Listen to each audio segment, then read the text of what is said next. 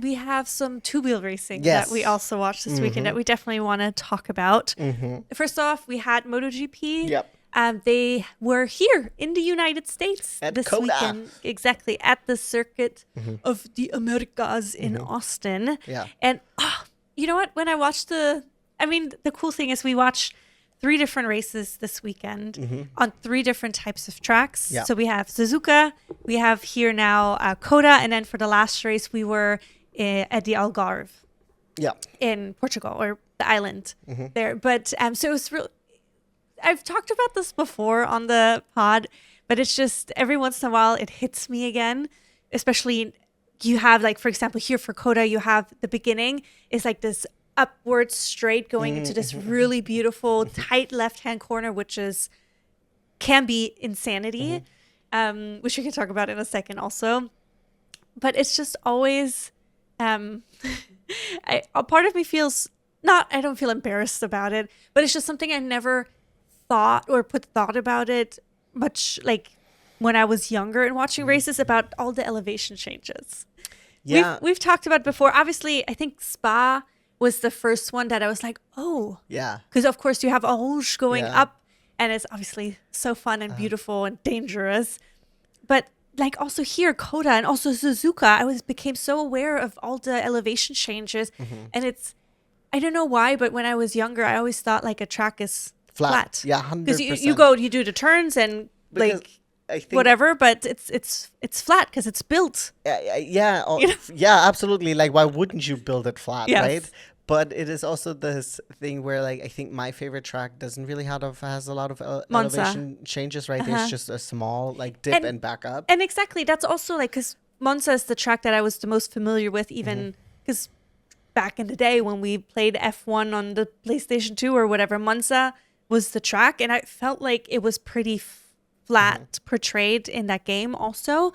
And so now seeing the elevation changes, especially Cota, right? Like at the beginning, like this really steep, it seems incredibly steep going up. It's just such a fun element to think about, you know, because also, of course, it changes what you can see going into the different turns, depending on also your positioning on the track. And it's just, I don't know, it just always blows my mind. It makes me just excited, you know. But going back to Cota, we both watched the sprint race, which was really fun. Yeah. First of all, Pecco Bagnaia qualifying closer to the front. He is back present, at least for now, which was so exciting to see, because obviously Cota was one of the last successful races that he had. He had won it last year, right? Yeah, because that was his one podium last year, I believe. Yeah. And so to see his name up amongst like the top 5 was just like, oh wow, this is so exciting. And also DG was up there. I mean, because the Ducatis haven't had the best start. The Aprilias are just such beasts. It's so which insane. is almost like, it is like, I'm surprised by it. I mean, I get that we're still very much in the beginning of our MotoGP journey. This is our 3rd year of watching MotoGP. So we were very much in this era of the Ducati dominance, right? Yes, and also what I was going to say was, because I remember almost vividly that 2024, which was our first MotoGP season, Cota was one of the races that really got me into MotoGP, because it's a great the previous race. was okay. Yeah, and then because I think that year we had missed the first race, and then the first race we watched was okay. It was still exciting because we learned about the lean angles and stuff like that. It was a night race, I think, the first one that we had watched, wasn't I it? don't remember for sure, but then in Cota, Maverick had won, and then his celebration as Batman, I was like, what is this? Yes. This is so cool. Yeah. That memory came to me again today, so that was really fun when we watched the race. But so the sprint race, the big things, of course, Bez crashed out lap 7. DG got taken out, unfortunately, by Marc Marquez. Marc was able to rejoin. Right? Yes. Yeah. Marc ended up rejoining. DG rejoined for a little bit, but he ended up... He had probably too much damage. Yeah, so he had to get out of the race. And it was clearly Marc's fault. Yeah. He was just risking it too much. He did apologize to DG. It was like DG listened to it and like accepted it, but obviously he still lost a bunch of points because he started in the front. I honestly have to so I've watched the post-race interview of Mark, and he had talked about this was clearly my fault. And he also said, because at the time he hadn't received a penalty, whatever penalty it is, I accepted. He said he wasn't able to get the bike to stop because he was in the slipstream of the 3 bikes in front of him, and then he wasn't able to get it to stop. Then he locked up, and then DG was trying to swing around it, but then Mark went down and he just took out DG. Yeah. And you have to really give it to DG. When he listened to Mark and he was like, yeah, it's fine. And then DG in his post-race interview, when he was asked about it, I will say that I did think that the reporter was trying to bait him into say something. And DG handled it like a class act. Yeah. He was like, you know what? I'm just a rider. I am not the FIM. I'm not in charge of, I'm not a steward. I will just, focus and do my race tomorrow. Because they were essentially be like, do you think Mark was this aggressive because he's lost so many points in the previous rounds and stuff like that? And he was like, you know what? This is I'm not, Yeah, it's not my job. And multiple times he really tried to bait him into saying something, which in a way you could have think like, oh, maybe DG would have been justified to say something like, bro, he was desperate in that turn or whatever. But he was such a class act. And I was like, honestly, huge props to you for just not even engaging in this BS, Yeah, I think that's really great of him. Yeah. I thought so too when I saw the little interaction between him and Mark, that he was listening. You could... He was clearly upset. Yeah, exactly, which is obviously 100% understandable because he had such a great qualifying, and then to be taken out, it's being just a casualty of someone else's mistake is always sucks. It always sucks, It sucks, exactly. Whether the person did it intentionally, if they were overtly aggressive, whatever it was, that sucks. Exactly. But we had some really fun battling, especially towards the end of the sprint race between Pecco and Jorge Martin, and I was having. Are we looking at the podium? The sprint podium? Yeah. Crazy podium. Yes. Sorry, I'm just so baffled by it again. Because we'll get into the second reason why you're baffled about this. But so essentially, they had such a great battle at the end, and I was so conflicted. Who had? Pecco and Jorge of the sprint race, because they were so close. Pecco was leading the majority of the race in the front, which was so refreshing to see him have a really great start of the race and leading the race and being really secure in the front. Also, then Jorge got closer, and I was like, I really would love Pecco to have a great ending of the race, but I also want Jorge to get his first win after this crazy last year. And it is almost like both of them had a really terrible last year, and they struggled for wildly different reasons. Yes, 100%. Because at least Pecco was on the bike. He was there for the MotoGP season. But he got his ass whooped, right? But he couldn't connect with the bike or couldn't make it work. Jorge, on the other hand, kept getting injured, so he was missing majority of the season because he was just recovering from also really bad injuries. So for them to be battling it out, it felt like a flashback to 2024 or 2024. And man, and then I think it was the last lap, Jorge just passed Pecco in this beautiful overtake. Oh my gosh, it was so fun to watch. And then Jorge ended up winning, which was so incredible. I mean, congratulations to him. Also, congratulations to Pecco for coming in second. A huge win. Jorge crashed after doing a celebration wheelie on a straight.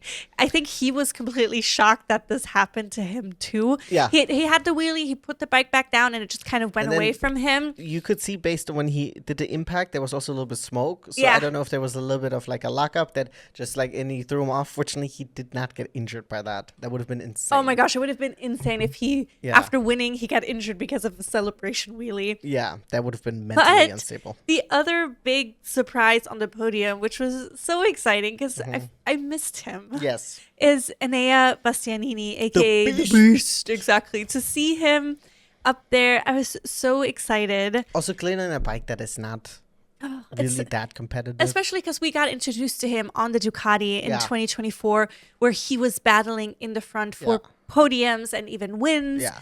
And then switching to the KTM Tech 3, and it's just been like, where has Enea been? You know, we see glimpses of him occasionally. Yeah. But so it was really nice to see him. And he also had a really great main race, which was really great to see. I mean, the main race was quite different.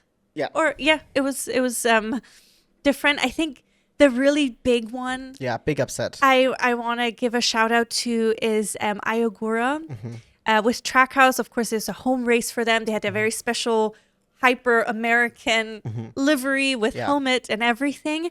But then Ayogura was, I mean, on Aprilia. He woke up. I'm sorry? All of a sudden he woke up and he was, I think just like 2 minutes prior to that, I was thinking about it. Like, at first I was like, oh, you know what? In MotoGP, like when you get someone who just all of a sudden just like overtakes from the back, like a bunch of positions, it's just so cool.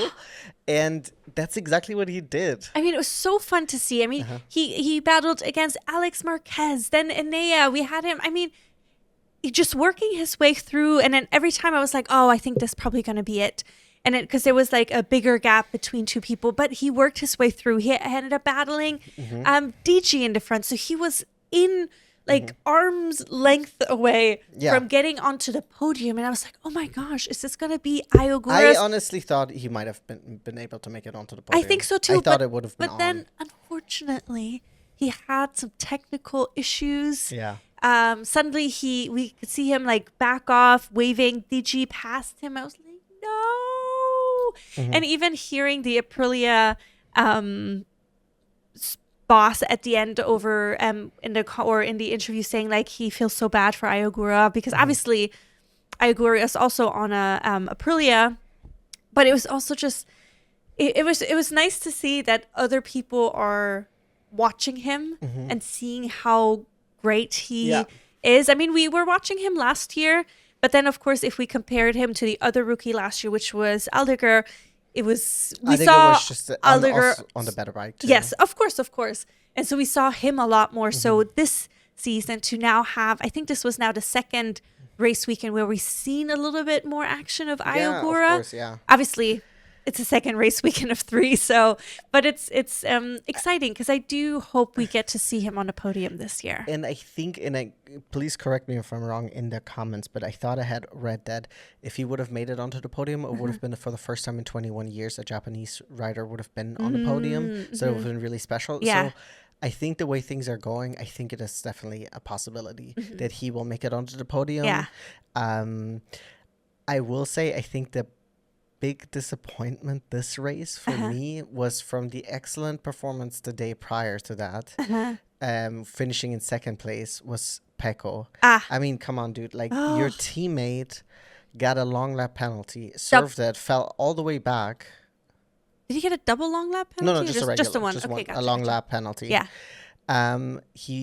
And then he still overtook all of these people. Mark made it into 5th place, and Pecco ended up dropping all the way down to 10th. Yeah. And he wasn't even like in 10th. He was like around 5th for a while. For a long time, yeah. And then he started just like dropping off. And this is something that we've seen last year too, where it seems like the second half of the race, he always seems to fall off. And then he ended up getting passed by Mark, by Bastianini, by Alex Marquez, and then Raul Fernandez. And I was like, okay, 9th place, right? And then I was going to say in jest to you, like, Luca's going to get him too, right? And then Luca Marini, right? I don't know if it was last corner. I didn't really show it, right? But there was less than a 10th between the two of them. You know, I literally thought, oh, well, Luca's not going to get him too. You know, he's still going to keep his position. So that was definitely such a bummer that he lost it so much at the end. I mean, I guess maybe it was tire degradation or something like that.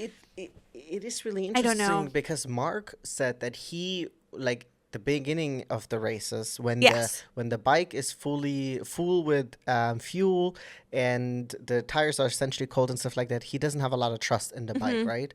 But then once that is kind of like the fuel is used, right, and the tires are getting into that window, he really starts to, shine, right? Whereas Bagnaia, it almost seems like the opposite. I don't know how comfortable he is at the beginning, but it seems like he was doing a lot stronger at the beginning. And then is it a tire wear? Yeah. It's just unfortunate to see. Yeah, it's such a bummer. But Marco Bez, he ended up winning yet again. I'm so happy for him. Jorge Martin came in second. Pedro Acosta came in third. And yeah, I mean, I thought it was a fun race. Yes. Marco set the record now for the most consecutive laps led. Yes. With, I think he's up to 120 now. Yes. It is. He also now has 5 consecutive race wins. I think there's 2 other people that are ahead of him, and those are both Mark. Well, no, it's Mark and I think Valentino is also. Well, still. technically, I think Valentino has 7, and then Mark doesn't. He also have 10. Oh yes. Yeah. Yeah. So okay. Yeah. So 2 people. So 2 people are ahead of him. Valentino Rossi and I'm not saying that it will happen, and I think also for the interest of the championship, it would be good if things mix up. Yeah. But I'm super happy for Marco. Yeah. I'm glad that he's able to show people. I know people were already talking about him falling off the bike and making a mistake in sprint race, because he did make that also in the previous race weekend. But I'm super happy for Marco. He just seems like an awesome dude. Yeah. And I wouldn't... I'm excited to see what the Aprilia will bring us, because I do genuinely believe that... so we're not going to get a championship like last year, where there wasn't really a championship fight. It was just Mark doing whatever he wanted to do. Yeah, no. But it would be exciting if we could get like Marco against Jorge. And I mean, I do hope that the Ducatis are able to... clean up their shit, and then we can get Mark in there too, even though Mark has a much greater point differential compared to do you have it pulled up? Yeah, I'm pulling it up right now. But yeah, I agree. I think Bez is leading right now with 81 points, followed by Jorge with 77, and then Pedro Acosta with 60, and then DG with 50. I mean, and then Mark with 45. Exactly, and then Raul Fernandez with 40. Let's go. Ayogura with 37. So, yeah, I mean, things are still kind of close-ish together. There's obviously still so many more races to come and so many sprint races to come. And but I'm hoping that it will be like a nice battle in the front. It will be, Bez will be there, Jorge, Pedro, DG, Mark. I mean, all of them could be participating, which I think could be really, really fun. I think I'm also happy that I know that Bez ended the last season with the 2 wins, that he was able to carry that momentum into the new season. That, because I know sometimes if you go into the break or something like that, it will mess up your momentum. Yes. So that was exciting. And real quick, who did we see on the podium giving out the trophies? Oh yes, it was so much what a fun crossover. We saw Jet Lawrence hand over the constructor award at the podium ceremony before MotoGP, which was really cool. And what is even cooler, what happened this weekend? Kenny won in Supercross, baby! We unfortunately didn't have the opportunity to watch it, but Kenny won. Kenny for the win. Nice, which is super, super exciting. Next up, the race will happen in Spain. So we have another 3 weeks off agagan. 3 weeks of MotoGP, 4 weeks off of Formula 1. It's a lot of GT racing we're going to be doing. I know, a lot of GT, a lot of Supercross. Yeah. So we'll